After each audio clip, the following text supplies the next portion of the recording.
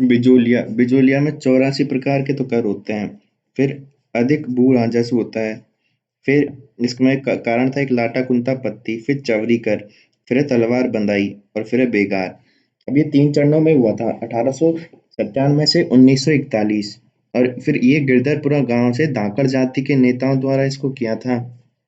फिर इसमें नेता थे साधु सीताराम दास, विजय सिंह पथिक, माणिक्यलाल वर्मा, हरिभाई उपाध्याय। तो गिरधरपुरा गांव से स्टार्ट हुआ था। फिर संगठन कौन सा था इसमें, तो ऊपरमाल पंचपुड़।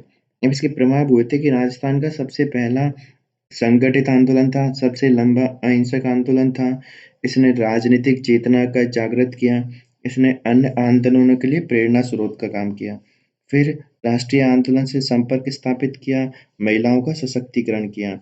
फिर बोल्शेविक क्रांति से प्रभावित था एक, और ये स्वावलंबन को बढ़ाया, और इसने भारतीयों और आम जनता के स्वाभिमान को भी बढ़ाया। फिर बेगू आंदोलन।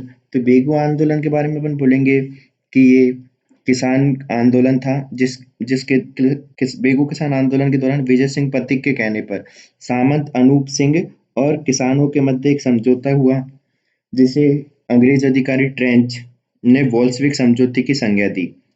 तो सामंत अनूप के सिंह के साथ किसानों का एक समझौता, जिसे अंग्रेज अधिकारी ट्रेंच ने बोल्शेविक समझौते की संज्ञा दी। फिर इसमें एक गोविंदपुरा हत्याकांड आता है, जिसमें क्या होता है, रूपाजी कृपाजी धाकड़ शहीद हो जाते हैं। सामंत अनूप सिंह व किसानों के समझौते के कारण ट्रेंच द्वारा फायरिंग करवाई दी गई, और जिसमें ये धाकड़ जाति का आंदोलन था, और इसमें रूपाजी और कृपाजी धाकड़ शहीद हो गए। तो ये हुआ था 13/7/23 को। फिर बूंदी किसान आंदोलन। तो इसके अंदर आता है एक डाबी हत्याकांड, जो हुआ था 2/4/23 को, और इसमें इकाराम हुसैन द्वारा फायरिंग करवाई गई, जिसमें नानक जी भील और देवीलाल गुर्जर शहीद हो गए। शहीद होते वक्त नानक जी भील झंडा गीत गा रहे थे, और उनकी याद में फिर माणिक्यलाल वर्मा ने अर्जी गीत गाया।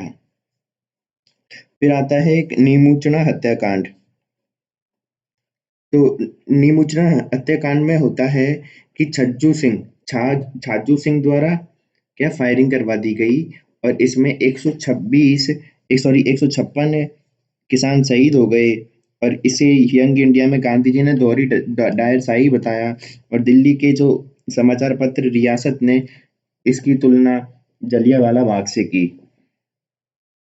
तो ये कौन सा था, नीमूचना। तो नीमूचना की तुलना की है किससे, जलियांवाला बाग से, और इसी को क्या बताया, दोहरी डायर शाही और छज्जू सिंह द्वारा फायरिंग। फिर शेखावटी आंदोलन। तो नीमूचना कब हुआ था, 14/5/1925 को। फिर हुआ कटराथल हुआ था 25 अप्रैल 1934 को, जिसमें 10,000 महिलाओं द्वारा ये आंदोलन किया गया। इसमें सियोट के सामंत मान सिंह के खिलाफ इसमें आंदोलन किया गया, जिसमें सोतिया के पास नामक गांव में हुए दुर्व्यवहार के विरुद्ध महिलाएं एकत्रित हुई। इसमें नेतृत्व किया किशोरी देवी ने और उत्तमा देवी ने। फिर कूदन कांड हुआ, जो हुआ 25 अप्रैल 1935, एक साल बाद, जिसमें नेतृत्व थापी देवी के कहने पर किया गया, और किसान थापी देवी ने किसानों को कर देने से मना कर दिया। कैप्टन बेव द्वारा फायरिंग की गई, जिसमें चेतराम, टीकूराम और तुलछाराम और आसाराम ये सब शहीद हो गए। इसकी चर्चा ब्रिटेन के हाउस ऑफ कॉमन में की गई। तो राजस्थान में किसान आंदोलनों आंदोलनों के कारण क्या थे, तो विभिन्न प्रकार के कर थे, जैसे चमड़ी कर, बंदाई कर और तलवार बंदाई, ठीक है। फिर भू राजस्व बहुत अधिक था। फिर पद्धति थी वो बहुत शोषणकारी थी, जैसे लाटा कुंता पत्ती, ठीक है। फिर बेगार बेगार व्यवस्था थी। तेरा नियंत्रण था सामंत का, राजा का और अंग्रेजों का। भूमि बंदोबस्त नहीं हुआ था, और नकदी के कारण साहूकार के चंगुल में फंस जाते थे। अन्य कारण थे जैसे जंगली जानवर, सुअरों की समस्या इत्यादि।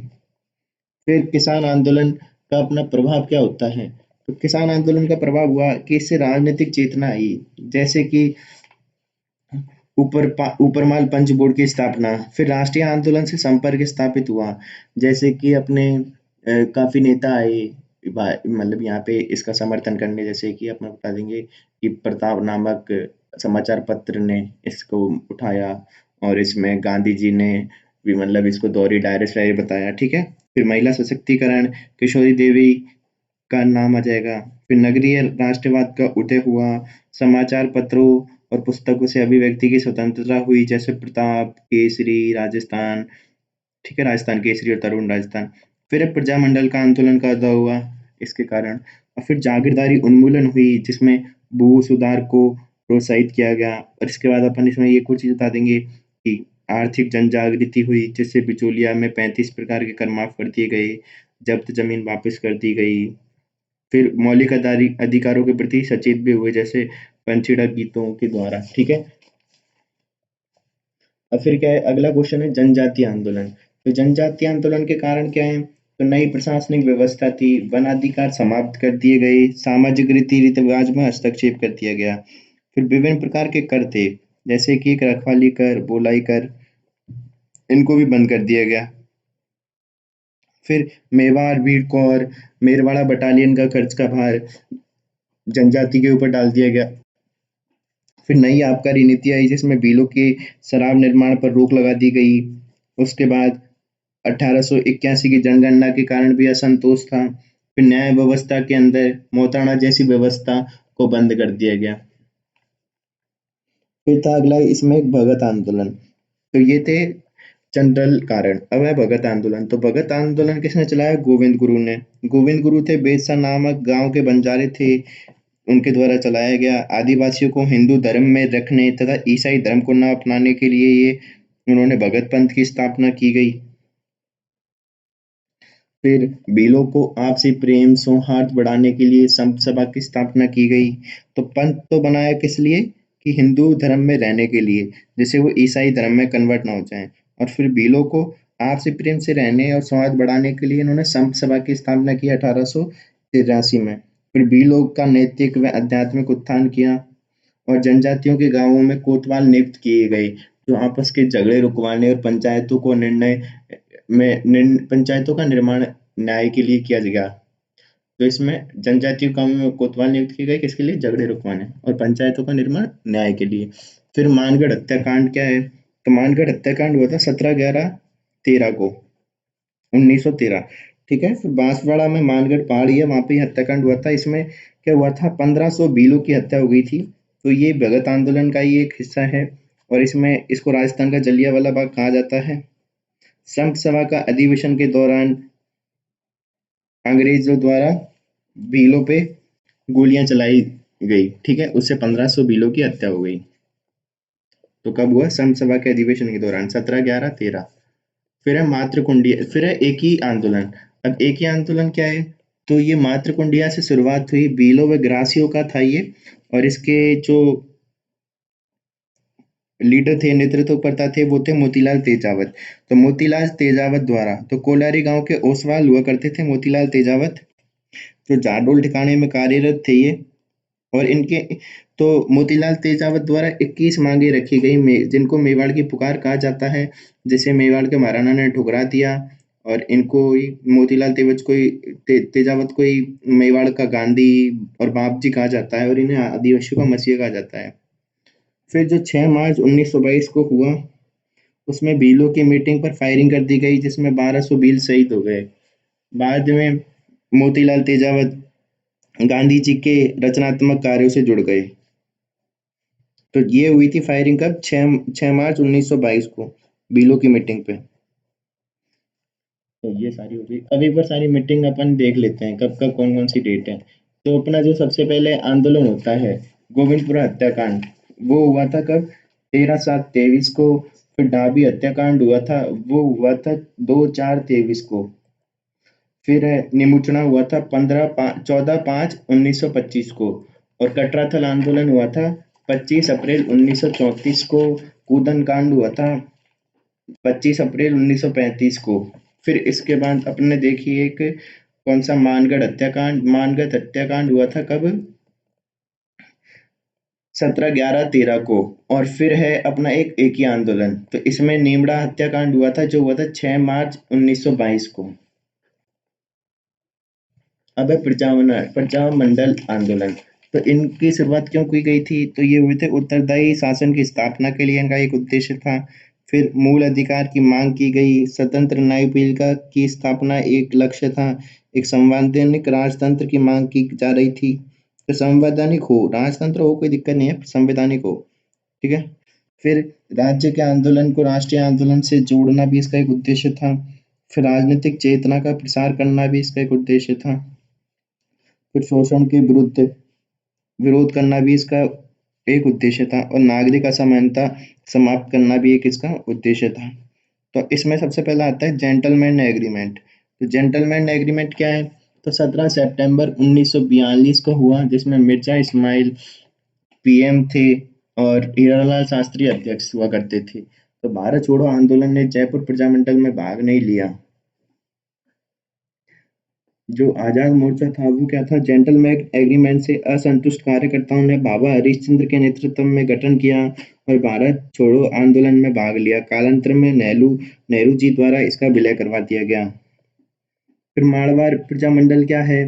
तो इसमें 1920 में जयनारायण व्यास द्वारा स्थापित संगठन था। नहीं, मारवाड़ प्रजामंडल में पहले तो आएगा मेवाड़ मारवाड़ सेवा संघ। तो 1920 में जय नारायण व्यास द्वारा स्थापित संगठन, जिसमें मारवाड़ में एक शेर में 100 तोल की जगह 80 तोल होने पर आंदोलन चलाया। तो इसने क्या किया? एक तो तोल आंदोलन चलाया और सरकार को अपना निर्णय वापस लेना पड़ा।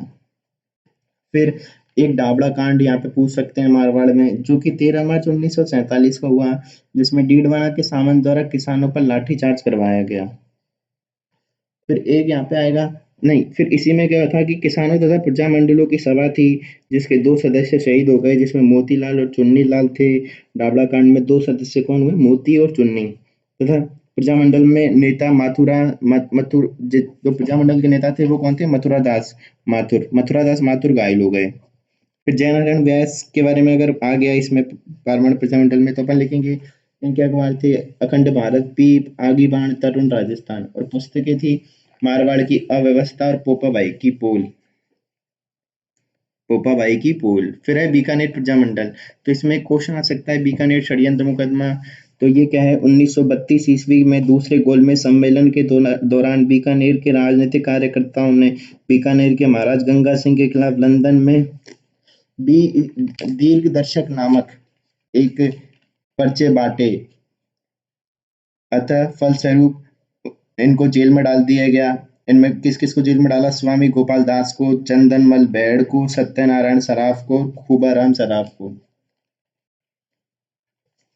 अब है राय सिंह नगर हत्याकांड या बीरबल दिवस।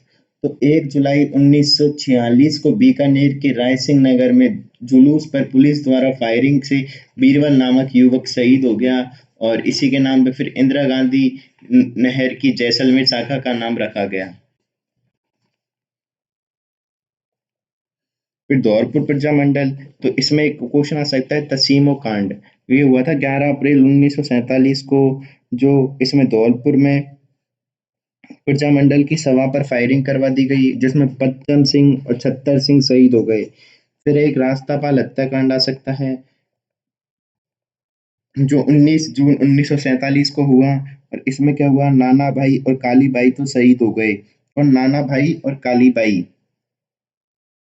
नाना भाई और काली बाई तो शहीद हो गए और उनकी मूर्ति बनी हुई है गैप सागर झील के किनारे।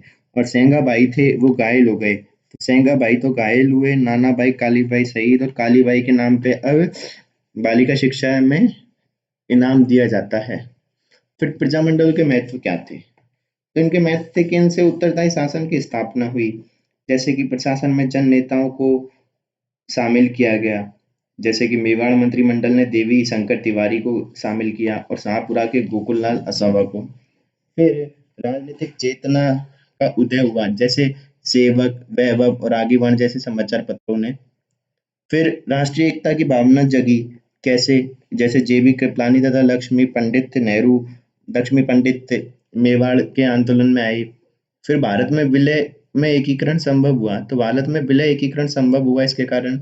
फिर राजतंत्र की समाप्ति हुई और लोकतंत्र की स्थापना हुई। अब लोकतंत्र की स्थापना में अपन लिख देंगे, जैसे कि जोधपुर नगर पालिका का गठन जयनारायण व्यास द्वारा किया गया। फिर महिला सशक्तिकरण को बढ़ावा दिया गया, जैसे रमा देवी, जानकी देवी बजाज। फिर छुआछूत निवारण, जैसे हरिनारायण शर्मा ने अस्पृश्यता निवारण संघ चलाया। और हिंदू मुस्लिम एकता को बढ़ावा मिला। फिर शिक्षा को बढ़ावा मिला, जैसे कि कन्हैया लाल ढूंढ ने कबीर पाठशाला का निर्माण किया। फिर अभिव्यक्ति की स्वतंत्रता, जैसे समाचार पत्र थे आगे बाण पीप इनके द्वारा। और नागरिक असमानता समाप्त हुई, जैसे बैरवा समाज द्वारा, जो बैरवा समुदाय है उसके द्वारा 11 में टोंक में आंदोलन चलाया गया नागरिक असमानता खत्म करने के लिए। फिर आर्थिक महत्व थे, आर्थिक महत्व थे कि जैसे किसान आंदोलन को समर्थन हुआ इससे। फिर बेगार की समाप्ति हुई, जागीरदारी उन्मूलन हुई, जिसके कारण भू सुधार जैसे कार्यक्रम चलाए गए। फिर कुटीर कुटीर उद्योग धंधों का समर्थन किया गया, जिसमें जैसे कि अपन बताएंगे बाल मुकुंद बिस्सा का खादी भंडार। फिर एकीकरण, अब एकीकरण में तीन चीजें अपन को लिखनी है कि रियासतें कौन सी थी, राज प्रमुख कौन सा था, प्रधानमंत्री कौन सा था। तो पहला है सबसे पहले मत्स्य संघ, जो था 18 मार्च 1948, अलवर, भरतपुर, धौलपुर, करौली व नीमराना ठिकाना। और इसके राज प्रमुख थे उदय भान सिंह, और इसके प्रधानमंत्री थे शोभाराम कुमावत। फिर है पूर्व राजस्थान संघ, तो 25 मार्च 1948 को हुआ, और इसमें बांसवाड़ा, बूंदी, किशनगढ़, झालावाड़, कोटा, डूंगरपुर, टोंक, शाहपुरा, प्रतापगढ़, कुशलगढ़ ठिकाना। राज प्रमुख थे इसके महाराज भीम सिंह, प्रधानमंत्री थे गोकुललाल असावा। और फिर संयुक्त राजस्थान आता है, जिसमें 18 अप्रैल 1948 को हुआ, जिसमें पूर्व राजस्थान संघ में उदयपुर, फिर राज प्रमुख महाराणा भूपाल सिंह, और इसमें जो प्रधानमंत्री है माणिक्यलाल वर्मा। फिर आया बृहद राजस्थान, तो इसमें संयुक्त राजस्थान में अब जयपुर, जोधपुर और इनको मिला लिया गया, जैसलमेर और बीकानेर को। और ये हुआ 30 मार्च 1949 को। और इसमें राज प्रमुख थे कौन, मान सिंह द्वितीय, और प्रधानमंत्री थे हीरालाल शास्त्री। तो ये मोस्टली घटना मार्च मार्च मार्च अप्रैल मार्च में हो रही है। फिर इसके बाद है संयुक्त बृहत्तर राजस्थान, तो संयुक्त बृहत्तर राजस्थान में हुआ कि 15 मई 1949 को हुआ, इसमें मत्स्य संघ को बृहद राजस्थान में मिला लिया गया। और इसमें मान सिंह द्वितीय इसके राज प्रमुख थे, और प्रधानमंत्री थे हीरालाल शास्त्री। राजस्थान संघ जो 26 जनवरी 1950 को बना, आबू देलवाड़ा को छोड़कर सिरोही का विलय कर लिया गया, और राज प्रमुख मान सिंह द्वितीय ही थे, और प्रधानमंत्री हीरालाल शास्त्री थे। फिर आधुनिक राजस्थान 1 नवंबर 1956 को, जो अजमेर, मेरवाड़ा तथा आबू देलवाड़ा का विलय कर लिया गया, और सुनील टप्पा को राजस्थान को दे दिया गया, और सिरोंज को मध्य प्रदेश को। और इसमें राज्यपाल थे गुरुमुख निहाल सिंह, और मुख्यमंत्री थे मोहनलाल सुखाड़िया। अब ये अगला क्वेश्चन आ सकता है, आबू देलवाड़ा का विलय किस प्रकार किया गया। तो आबू देलवाड़ा का विलय 2 चरणों में किया गया, जिसमें 6 चरणों में वल्लभ भाई पटेल ने सिरोही का विभाजन करते हुए आबू देलवाड़ा सहित 79 गांव बंबई में मिला दिए, तथा शेष सिरोही राजस्थान को दिया, जिसमें गोकुल भाई भट्ट का भी गांव आता है, हातल था। ठीक है। फिर 7वें चरण में फजल आयोग की सिफारिश में राजस्थान में क्या हुआ कि मुनि जीन विजय सूरी और दशरथ शर्मा, इनके कहने पे राजस्थान के लोग गए ये, और जो फजल अली से मिले थे, मुनि जीन विजय सूरी और दशरथ शर्मा।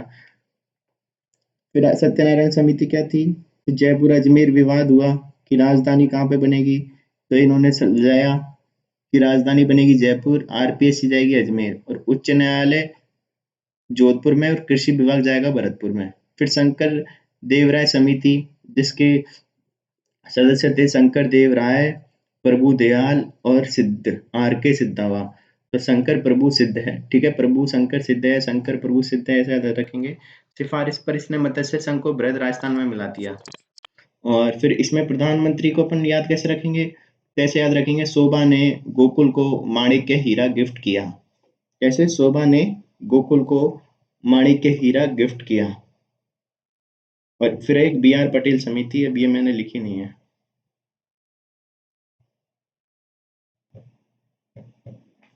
फिर है आहड़। अब आहड़ से क्या समझते हैं, तो आहड़ है ताम्रपाषाण नगरी है, इसका उत्खनन किया था एच डी सांकलिया ने। ताम्रवर्ती नगरी है, आयड़ बेड़च नदी के है, धूलकोट और आघाटपुर प्राचीन नाम है। यहाँ से 8 चूल्हे मिले हैं, जैसे संयुक्त परिवार और सामूहिक भोजन के परिमाण मिलते हैं, प्रमाण। फिर काले और लाल मृद भांड है, जिनको गोरे और कोटे कहा जाता था। ईरानी जलपात्र मिला है, यूनानी सिक्का मिला है, बाट मिला है, जिससे ये समझ में आता है कि व्यापारिक केंद्र भी था। फिर बैल की मरण मूर्ति मिली है जो कि हमें और जगह से भी मिली है, ओजियाना, बालाथर और गिलुंड। तो ओजियाना और गिलुंड इसके अन्य स्थल थे। फिर कालीबंगा। कालीबंगा एक कांस्य युगीन है जो हनुमानगढ़ पे गग्गर नदी के तट पे है। बीबी लाल और बी के थापर ने इसका क्या किया था, उत्खनन किया था। हड़प्पा नगर था ये, और ये क्या है, एक नगरीय सभ्यता थी। इसमें कच्ची ईंट मिली है जो अलंकृत है, गरीब बस्ती है, जूता हुआ खेत है, और एक साथ दो फसलें मिली हैं। फिर बेलनाकार मोहर मिली है जो मेसोपोटामिया की है, और युग्मित सावधान मिले हैं। फिर छेद वाली खोपड़ी मिली है, शल्य चिकित्सा के प्रमाण देती है। फिर बैराट बैराट से क्या मिला है, मौर्यकालीन है ये जो अभिलेख है, ब्राबू कैप्टन बर्ट का। और बैराट से कार्लाइल का। बौद्ध धर्म का केंद्र था। और यहाँ पे हवेनसांग ने 8 मठ खोजे हैं, और हवेनसांग ने बताया है कि 8 मठ थे यहाँ पे बौद्ध धर्म के, और हुण शासक मीरकुल ने इसको नष्ट किया था। फिर दयाराम साहनी ने इसको खोजा है, और इसका उत्खनन दयाराम साहनी ने किया। और 16 सिक्के मिले हैं जो मिनांडर के हैं, और शैल चित्र मिले हैं, शंख लिपि मिली है। फिर मेवाड़। अब यहाँ पे आ गई पेंटिंग। मेवाड़ में क्या है कि ये स्टार्ट शुरू हुई थी महाराणा प्रताप के समय, स्वर्ण काल है जगत सिंह का। अभी यहाँ पे ये चावंड की बात कर रहे हैं। पहले तो मेवाड़ में भी चावंड चित्रकला है। इसमें चित्रोरी ओबरी तस्वीरारो कारखानों, ये सबसे इम्पोर्टेंट है। फिर इसके जो चित्रकार है, नासिरुद्दीन, साहिबुद्दीन और नुकरुद्दीन। फिर रंग मिले हैं इसमें लाल पीले। शिकार के दृश्य हैं जो कि मधुरम हैं, और इसमें 3D प्रभाव है। फिर कदम के वृक्ष का चित्रण खूब किया गया है। फिर नाथ द्वारा की शुरुआत की थी राज सिंह के समय, और यहाँ पे कृष्ण भगवान के चित्र की बहुलता है। फिर गाय, केले के पेड़ के चित्र मिले हैं, हरे पीले रंग, कमला इलायची चित्रकार है यहाँ पे। फिर देवगढ़, तो गुरु थे इनके जय सिंह के समय। तो शुरू हुई थी जय सिंह के समय। और यहाँ पे मेवाड़, मारवाड़ा, ढूंढाल का मिश्रित है। और बीते चित्र अधिक मिले हैं जिनको मिले हैं मोती महल में। और लाल पीले रंग मिले हैं, और चोखा व नंगा यहाँ के चित्रकार हुआ करते थे। तो चावंड तो शुरू हुई महाराणा प्रताप में, नाथद्वारा राज सिंह के समय, और देवगढ़ हुई थी किसके समय, जय सिंह के समय। फिर जो मारवाड़ की पेंटिंग, अब ये मारवाड़ शुरू हुई थी मालदेव के समय, स्वर्ण काल कहते हैं मान सिंह के। इसमें नाथ संप्रदाय का प्रभाव था। प्रेम कहानियों की बहुलता थी, जैसे डोला मारू, महेंद्र मूमल। फिर बादलों का चित्रण यहाँ पे खूब हुआ है। लाल पीला रंग, और हाशिए में पीला रंग मिलता है। फिर वीर जी, शिवदास, अमरदास, ये यहाँ के प्रमुख चित्रकार हैं। और वीर जी क्यों हैं कि वीर जी ने रागमाला का चित्रण किया था। फिर बीकानेर बीकानेर शुरू हुई थी राय सिंह के समय, और यहाँ का स्वर्ण काल है अनूप सिंह के समय। और यहाँ पे सबसे प्रमुख दो प्रकार की पेंटिंग मिलती है, जिसमें एक है उस्ता कला और एक है मथेरना।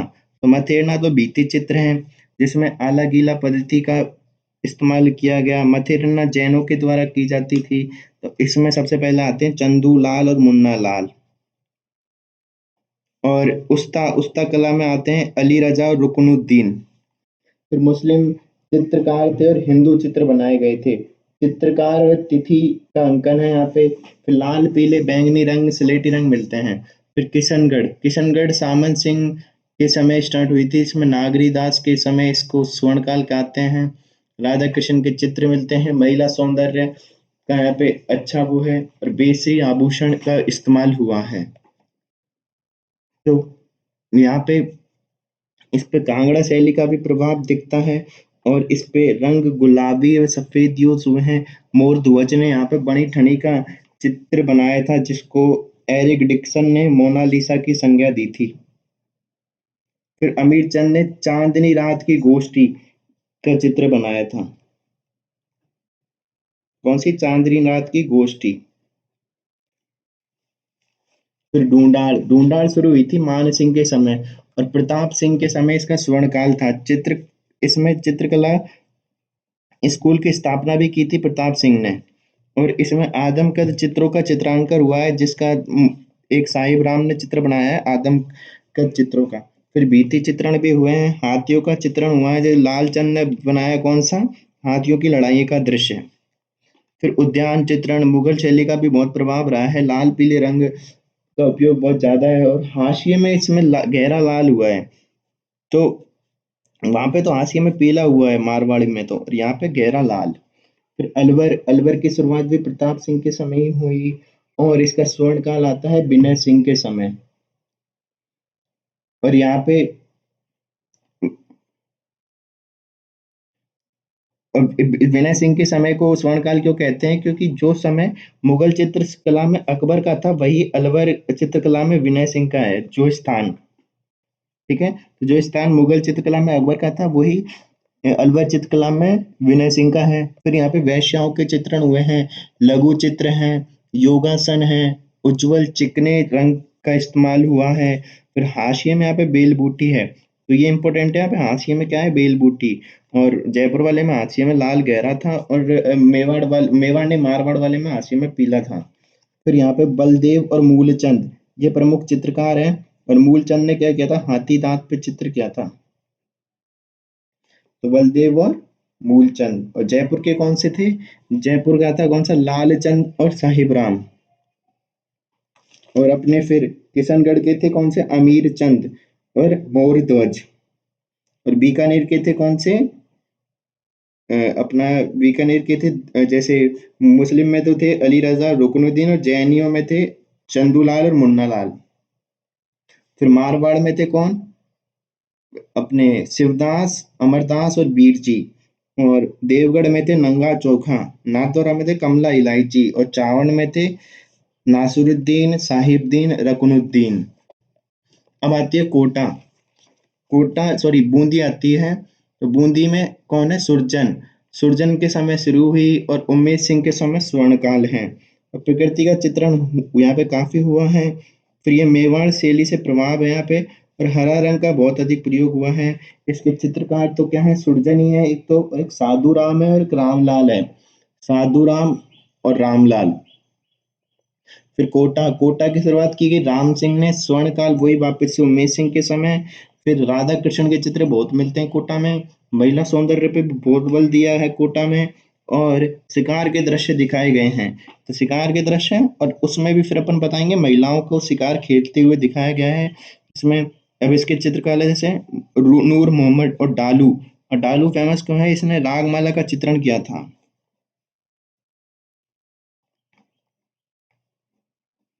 तो डालू फेमस क्यों है, रागमाला का चित्रण। राजस्थानी चित्रों की विशेषताएं क्यों हैं, तो मैंने यहाँ पे लिखी नहीं, पर मैं बता देता हूँ। विषय वस्तु की विविधता थी, जैसे राधा कृष्ण लीला, और राम कथा, और बारहमासा, दरबारी जीवन, शिकार, राजा रानियों का चित्रांकन। फिर वर्ण या रंगों की विविधता, तो जैसे चटकीले चमकदार रंग, दीप्ति युक्त रंगों का संयोजन, लाल पीले श्वेत रंगों की अधिकता। ठीक है। फिर प्रगति चित्रण में जैसे सरोवर हो गए, वन, उपवन, पशु पक्षी, मयूर आदि का चित्रांकन।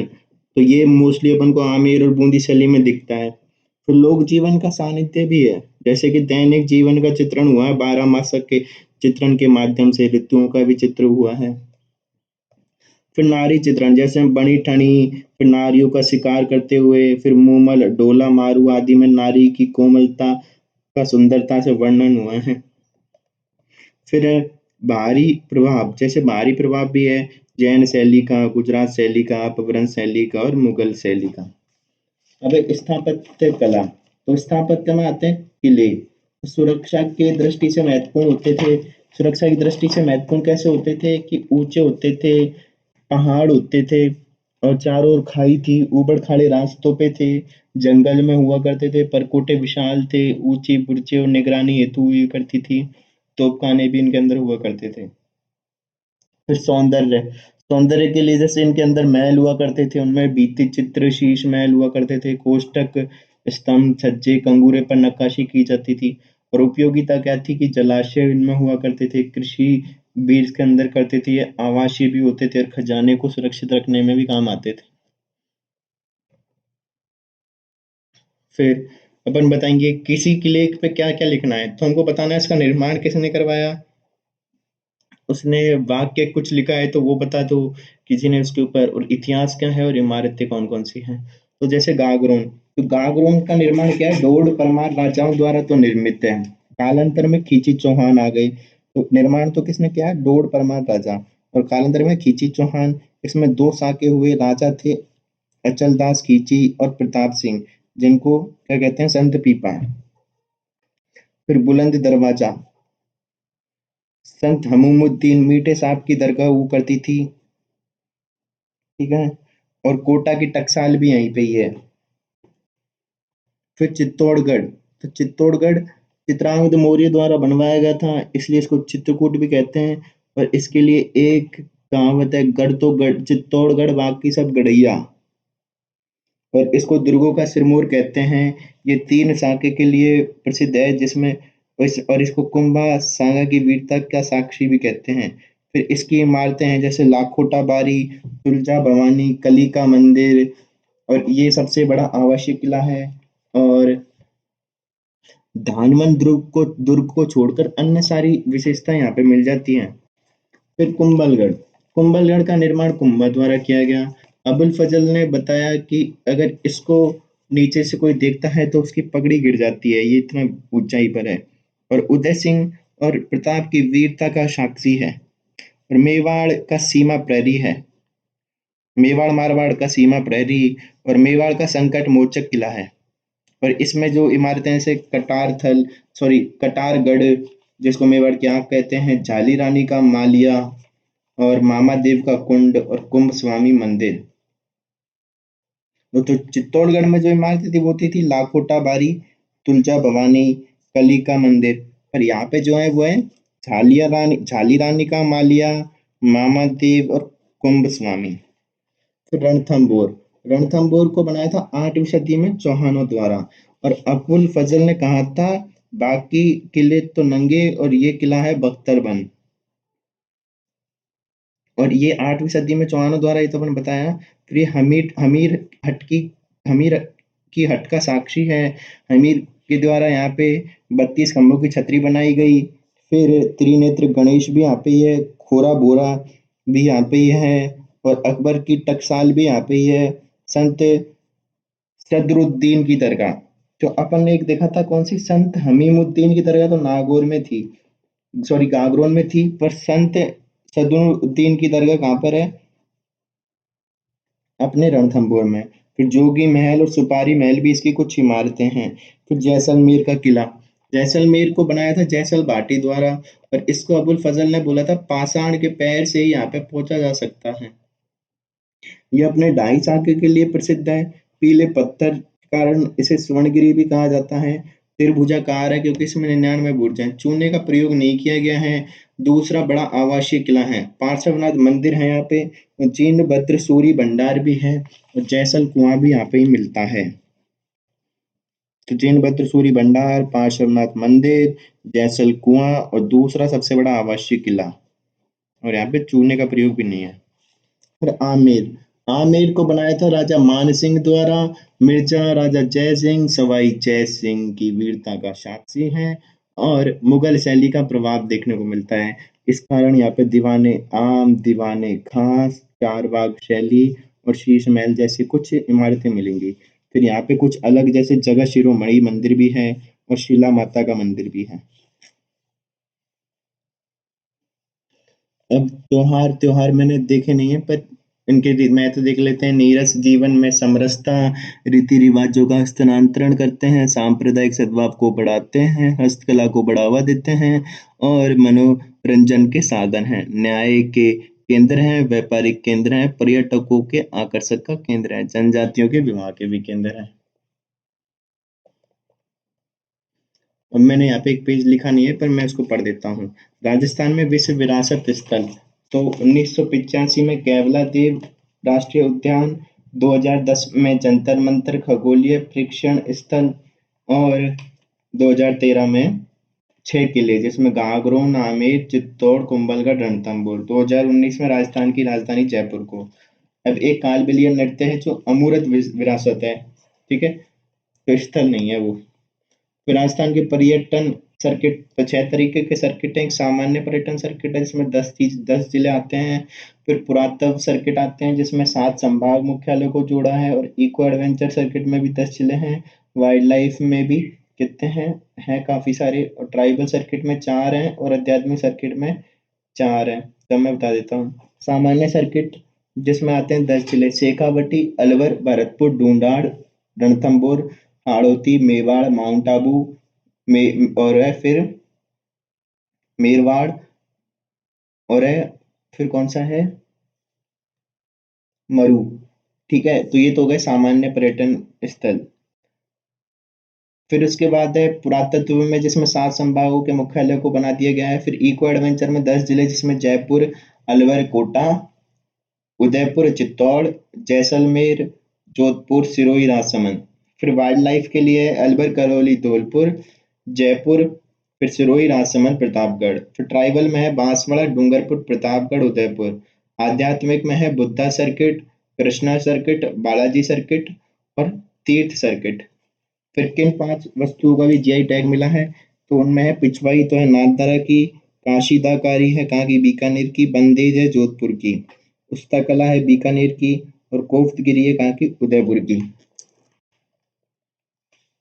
फिर लोग देवी देवता हैं जिनमें इनकी विशेषताएं अपन बता देंगे कि गो रक्षक थे, शरणागत रक्षक थे, वचनबद्ध थे, कष्टों के निवारण में थे, और धर्म व संस्कृति की रक्षा के लिए प्राण न्यौछावर कर देते थे, और वंचित तबकों की रक्षा करते थे। और संत संप्रदाय की अगर विशेषताएं पूछे तो निर्गुण भक्ति को बढ़ावा देते थे, सरल भक्ति पर बल देते थे, गुरु कृपा पर बल देते थे, नाम स्मरण पर बल देते थे, मानव सेवा पर बल देते थे, कर्मकांड का विरोध करते थे, मूर्ति पूजा का विरोध करते थे, आध्यात्मिक व नैतिक उत्थान पर बल देते थे। फिर इनका योगदान क्या है, तो इन्होंने कुछ तो प्रत्यक्ष योगदान है और कुछ अप्रत्यक्ष। तो प्रत्यक्ष में अपन बताएंगे सामाजिक सुधार किए, पर्यावरण का संरक्षण किया, जीव जंतुओं का संरक्षण किया, धर्म व संस्कृति की रक्षा की, कष्टों से निवारण किया, निर्गुण में भक्ति का सरल मार्ग बताया। पर अप्रत्यक्ष से ऐसे साहित्य भाषा का संरक्षण, स्थापत्य व कला में संरक्षण, चित्रकला, मूर्ति कला और संस्कृति में। अब जैसे संस्कृति में बता देंगे अपन अग्नि नृत्य तेजा जी का, और हरजस, तो ये सब बताएंगे तेज। और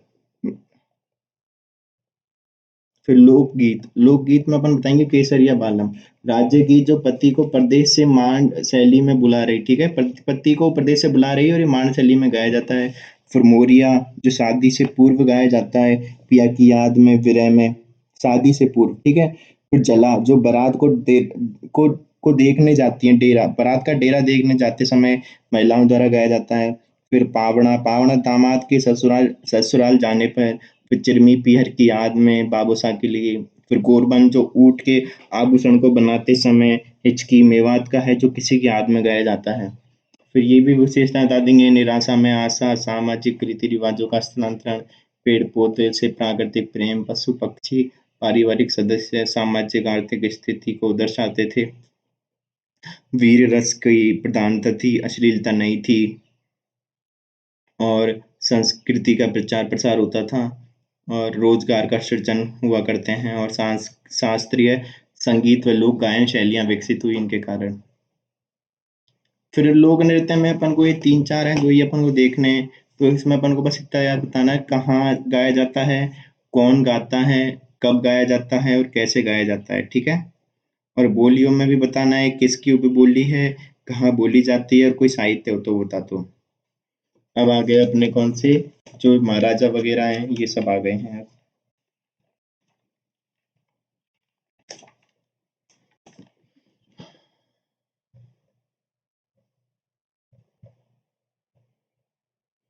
अगला है अग्निकुंड का सिद्धांत। तो ये दिया था चंद्र बरदाई ने पृथ्वीराज राजसों में। इसमें बताया कि वशिष्ठ ऋषि द्वारा आबू पर्वत पर यज्ञ किया गया, उससे 4 जातियां उत्पत्ति हुई, और जिनमें चौहान, चालुक्य, परमार और प्रतिहार थे। पर आज के वैज्ञानिक दौर में ये ये मत मान्य नहीं है, क्योंकि संभवतः ऐसे क्षत्रिय जो अब हिंसा छोड़ चुके थे, उन्हें बाहरी आक्रमणों के प्रति सचेत किया गया होगा।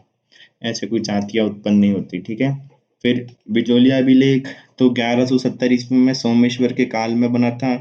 पार्श्वनाथ मंदिर के अंदर लोलाक नामक दिगंबर जैन द्वारा इसको लगाया गया था, और चौहानों की जानकारी देता है।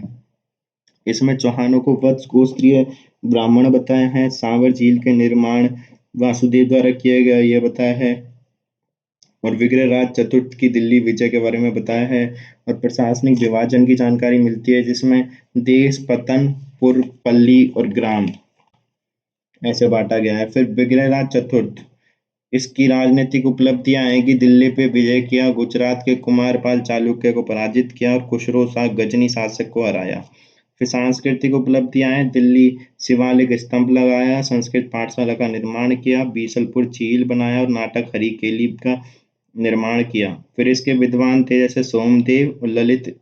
सोमदेव था इसके विद्वानों में, और उसने सोमदेव ने लिखी थी ललित विग्रहराज। फिर पृथ्वीराज तृतीय आया, जिसकी राजनीतिक उपलब्धि थी कि उसने भंडारनग जाति का दमन किया, परमर्दी देव चंदेल महुआ के शासक को हराया। फिर नागौर युद्ध में भीम चालुक्य को हरा दिया, और विजय चंद जो कि कन्नौज का शासक था उसको भी हराया। फिर तराइन के युद्ध में पहला तो जीत गया और दूसरे में खुद हार गया। और फिर सांस्कृतिक उपलब्धियां हैं इसने की, जैसे कि इसने कला संस्कृति विभाग का निर्माण करवाया, और पिथौरागढ़ किले का निर्माण कराया दिल्ली में। फिर पृथ्वीराज रासो इसका एक दरबारी था, जिसने चंद्रप्रताई लिखी, और जयानग ने पृथ्वीराज विजय लिखी। इसने उपाधि ली थी दल पुंगल की और राय पिथौरा की। अब इसके हार के कारण थे, अन्य राजाओं से इसके मतभेद थे, सेना इसकी कम थी।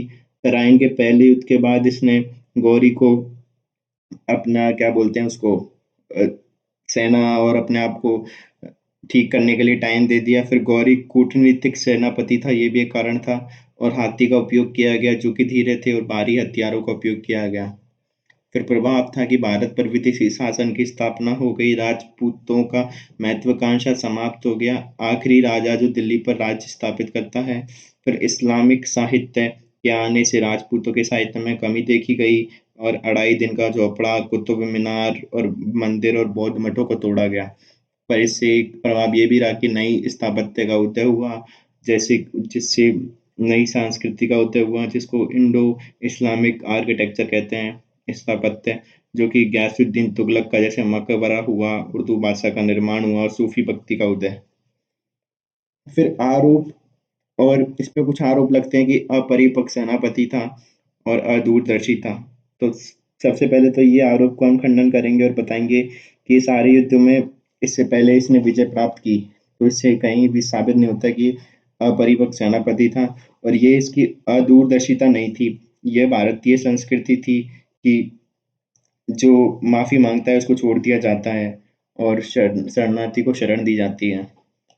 तो इसने अपने पूर्वजों का पालन किया। ठीक है। फिर हमीर, हमीर है राजनीतिक उपलब्धि कि 17 में से 16 युद्ध जीते, चित्तौड़ के समर सिंह को हराया, और आबू के प्रताप को हराया, और जलालुद्दीन खिलजी को इसने हराया। फिर सांस्कृतिक उपलब्धि थी, इसने कोटि यज्ञ करवाया, और 32 खंभों की छतरी का निर्माण करवाया। और स्वयं ने संगीत पर एक पुस्तक लिखी, जिसे संग्रहहार कहा जाता है, श्रृंगार हार। फिर विद्वान थे इसके राज्य में, थे एक तो राघव देव और विजयादित्य। फिर इसके युद्ध के कारण थे कि साम्राज्य विस्तार नीति थी अलाउद्दीन की, सामरिक महत्व के लिए वो रणथंभौर किले को जीतना जरूरी था, और मालवा गुजरात के रास्ते का सुगम व्यापार के लिए भी उसको रणथंभौर को जीतना जरूरी था। जलालुद्दीन खिलजी का बदला भी उसको लेना था। मोहम्मद शाह व के अवरू को शरण दे दी थी अमीर ने। फिर हट के कारण, हट नहीं थी, वो शरणागत की रक्षा के लिए अपना धर्म निभाया और पूर्वजों की परंपरा का पालन किया। फिर कानड़ देव 1308 में सिवाना, जिसमें सातल और सोम द्वारा तो साका किया गया और नाम परिवर्तन के खैराबाद कर दिया गया। सिवाना का नाम कर दिया खैराबाद, और विश्वासघात किया था बायल सैनिक ने। फिर 1311 में जालोर में, जिसमें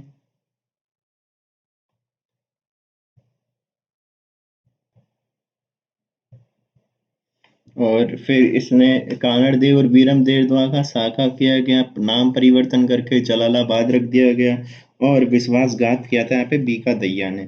फिर इसके विद्वान हुआ करते थे कानड़ देव के में पद्मनाम, जिसने कानड़ देव प्रबंध लिखी थी और वीरम देव सोनगरा की बात लिखी थी, वीरम देव सोनगरारी बात। फिर सुल्तान जो कि बूंदी का सिरोही का शासक था, जिसने दत्तानी के युद्ध में अकबर की सेना को हरा दिया था और अकबर की सेना के जो थे जगमाल और राय सिंह।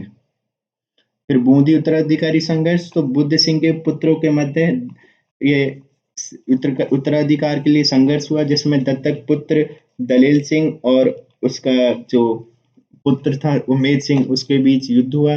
दलेल सिंह का सहयोग किया सवाई जय सिंह ने और उमेद सिंह का सहयोग किया किसने, मल्हारराव होलकर मराठा ने। फिर गुहिल वंश आता है, जिसमें कुंभा है। कुंभा की राजनीतिक उपलब्धि थी सारंगपुर का युद्ध जीता, मालवा के शासक महमूद खिलजी को पराजित किया। फिर आबल बाबल की संधि की गई, जिसमें सारंगपुर का युद्ध जीता कब, 1437 में। रावल बाबल की संधि की 1453 में। ये हुई थी कोबा कुंभा और जोधा के मध्य। इसमें सोजत को मेवाड़ और मारवाड़ की सीमा तय की कर दी गई। फिर सांस्कृतिक उपलब्धि थी कि इसने विजय स्तंभ बनाया, ये 9 मंजिला था, भगवान विष्णु को समर्पित था, मूर्तियों का अजायब घर भी कहते हैं, भारतीय मूर्ति कला का विश्वकोश भी कहते हैं, राजस्थान व आरबीएससी का प्रतीक चिन्ह है।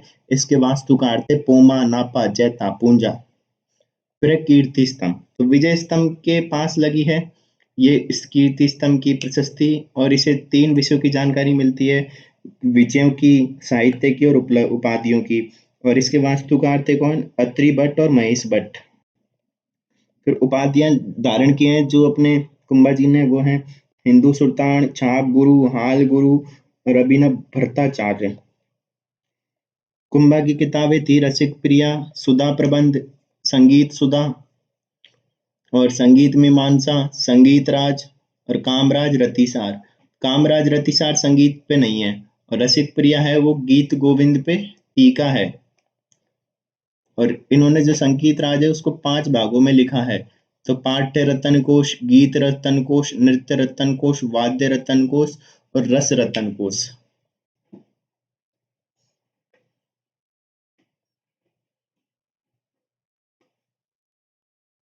फिर है मंडन।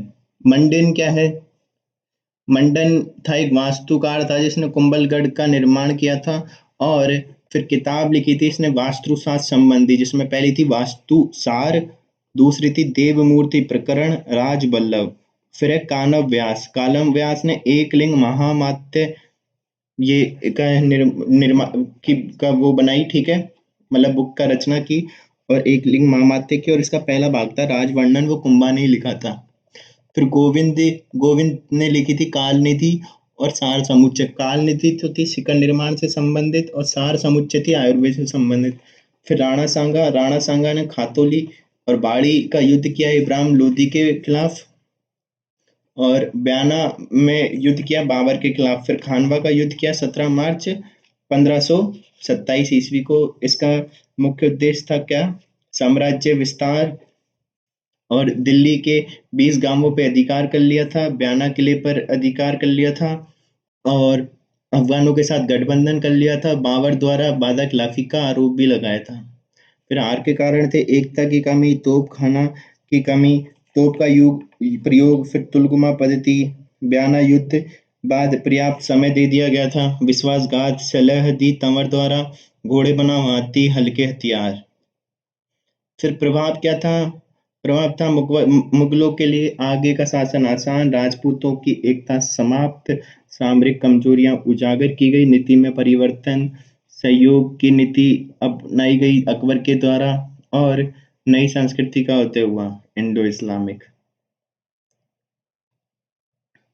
फिर प्रताप आए, प्रताप ने राजनीतिक उपलब्धियां थी, हल्दी घाटी का युद्ध किया, जनता और जनजाति में इससे राष्ट्रवाद का उदय हुआ, ये हुआ था प्रताप बनाम अकबर की सेना के बीच में, जिसने प्रताप की तरफ से थे कृष्णदास चूंडावत, रामसा थे और हकीम खां सूर थे, और राणा पूंजा थे। तो कृष्णदास चूंडावत, राम शाह, हकीम खां सूर और राणा पूंजा। और अकबर की तरफ से थे मान सिंह और आसफ खां। फिर दिवेर का युद्ध, जिसको मेवाड़ की मैराथन कहा जाता है। अमर सिंह बनाम शेरी माँ सुल्तान था, सावण पर अधिकार इस युद्ध के पश्चात कर लिया गया और राज्य का विस्तार अजमेर तक हो गया इस युद्ध के बाद। सांस्कृतिक उपलब्धियां क्या थी? इन्होंने झालरा तालाब का निर्माण कराया, एक नीलकंठ महादेव और चामुंडा मंदिर का निर्माण करवाया और चावन चित्रकला प्रारंभ की। निसारदीन जिसके मुख्य वो थे चित्रकार। और फिर चक्रपाणि मिश्र ने विश्व वल्लभ लिखी और राज्य अभिषेक एक किताब लिखी। तो विश्व वल्लभ थी उद्यान विज्ञान पे। फिर थी एक भामाशाह थे जो चूलिया थे, जिन्होंने 25 लाख तो रुपए और 20,000 स्वर्ण असरफिया इनको भेंट की। और फिर हेमरतन सूरी थे, जिन्होंने गोरा बादलरी चौपाई लिखी। फिर प्रताप की विशेषता हुआ करती थी कि जनप्रिय थे, स्वाभिमानी थे, योद्धा थे और संगठन निर्माता थे। जनता में राष्ट्रवादी भावना का निर्माण किया, समाज सुधारक थे, जैसे भीलों को भी अपने साथ लिया।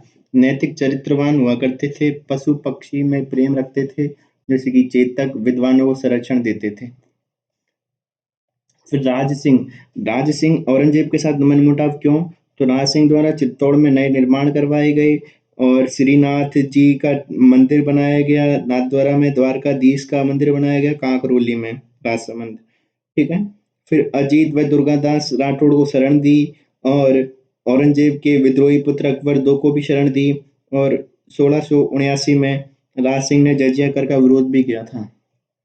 फिर निर्माण कार्य इनके द्वारा किए गए, जैसे राजनगर कस्बा बसाया, बड़ी तालाब का निर्माण कराया और राजसमंद झील पे इन्होंने राज प्रशस्ति का निर्माण करवाया रणछोड़ बन तेलंग द्वारा। फिर मुगल मेवाड़ संधि क्या है? तो मुगल मेवाड़ संधि हुई थी अमर सिंह व राजा जहांगीर के बीच मध्य हुई थी। इसमें मेवाड़ ने मुगलों की स्वाधीनता स्वीकार की, नए दुर्गों का निर्माण नहीं करने की बात मान ली, पुराने दुर्गों का जीर्णोद्धार भी नहीं करेंगे और मुगल दरबार में उपस्थित होने के लिए बाध्य नहीं किया जाएगा, वैवाहिक संबंध स्थापित करने के लिए बाध्य नहीं किया जाएगा, चित्तौड़ किला वापस महाराणा को लौटा दिया जाएगा।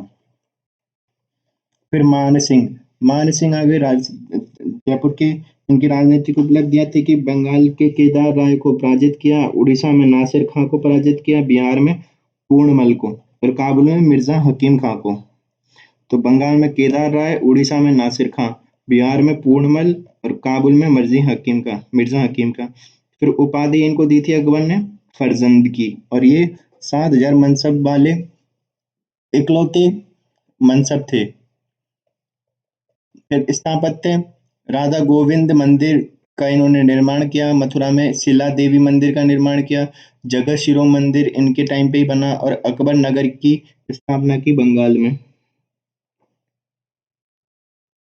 फिर दरबारी इनके हुए थे पुंडरीक विट्ठल, जिन्होंने राग मंजरी लिखी, रागमाला लिखी, राग चंद्रोदय लिखी। राग मंजरी, रागमाला, राग चंद्रोदय।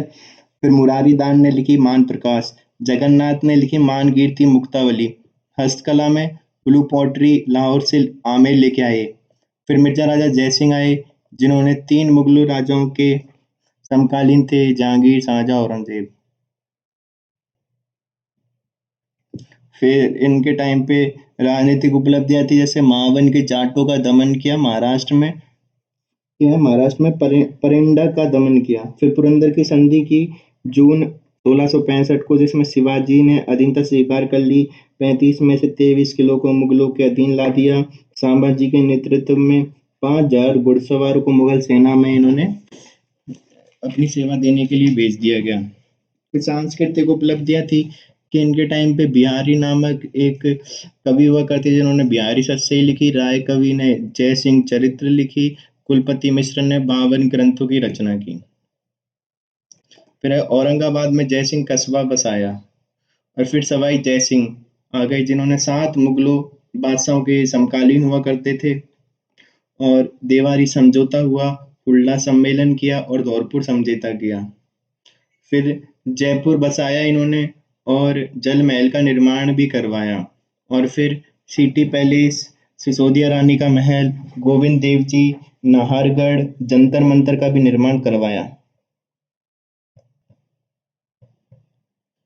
और फिर वैज्ञानिक दृष्टिकोण था इनका, जंतर मंतर और जगन्नाथ द्वारा यहाँ पे यूक्लिड की किताब लिखी गई, केवल राम द्वारा लेगोरिथम पर किताब लिखी गई। चित्रकला के लिए इन्होंने सूरत खाना बनवाया। सामाजिक सुधार में इन्होंने जैसे ब्राह्मण भेदभाव को खत्म किया, सती बाल विवाह को बंद करवाने पे जोर दिया, और विधवा विवाह, अंतरजातीय विवाह, साधुओं के गृहस्थ जीवन को बढ़ावा दिया। फिर प्रताप सिंह हुए, जिन्होंने स्वर्ण काल कहा जाता है ना।